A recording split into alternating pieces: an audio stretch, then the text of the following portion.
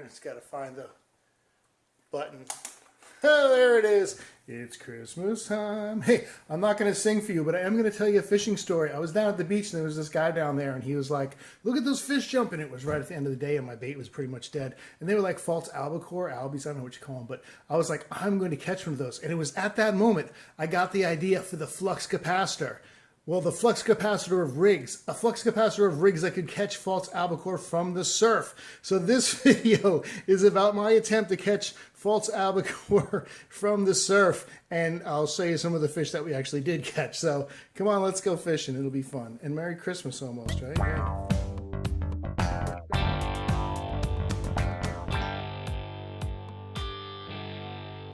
So the first thing we're going to need to do was get some bait. So I drove down to the point. This is the ICW side, which is the only parking that's available. And I brought the cast net, and there wasn't a lot of bait, but there was some. And so you could see them and little batches of them. So I'd throw it out, and I'd catch like one or two at a time. And I kind of got enough to fill the bucket. In a second, you're going to see, I think I got one in here. And then I want to show you the design when I came up with the idea for the flux capacitor of rigs. So it starts off here. I'd have the bait, and that's a little fish. And then I'd go out and have my balloon, and then I'd go out and have a barrel swivel, and then I'd go out and drop the weight. And I was like, this is going to work. So here's the actual thing. There's the hook on a metal leader to a barrel swivel. Then I've got some monoline, shock leader. And here's where the balloon's going to go. Another barrel swivel to my main line, which is braid. And that's where I put the weight. And I know it's kind of long, but I'm like, the weight's going to get it out there, then the balloon's going to float up, it's going to bring the bait to the surface, and the false albacore are going to hit it as it's floating around on the surface. So the weight could drop all the way to the bottom because it's at the top. And I thought, this is really going to work well. So I cast it out with my bait on there, and after a little while, it kind of started floating around a little bit, so I wanted to bring it in and check it.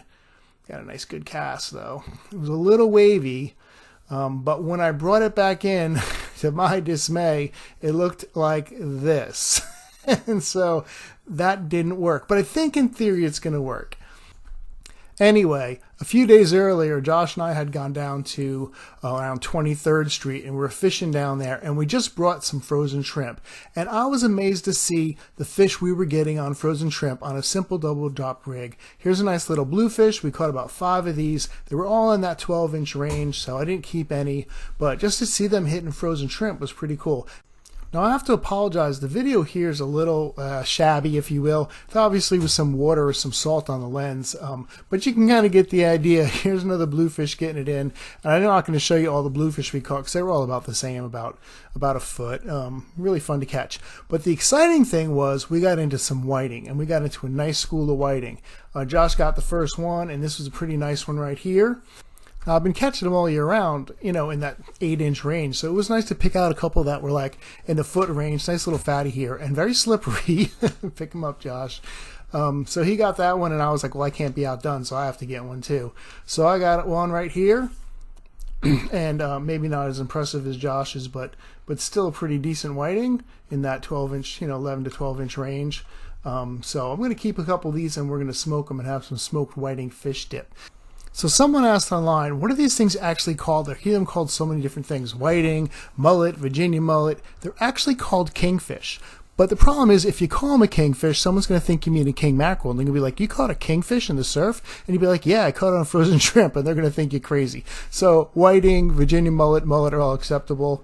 Josh caught himself a little puffer too. And that's one of my favorite fish, by the way. I'll put a link to when we caught some of those earlier in the year, so you can check out that video too. So the last thing I got to leave you with is you should know one thing about Virginia mullet, whiting, aka kingfish, is that they're extremely slippery. I should put a compilation video of all the times I have dropped whiting. All right, let's get out there and go fishing.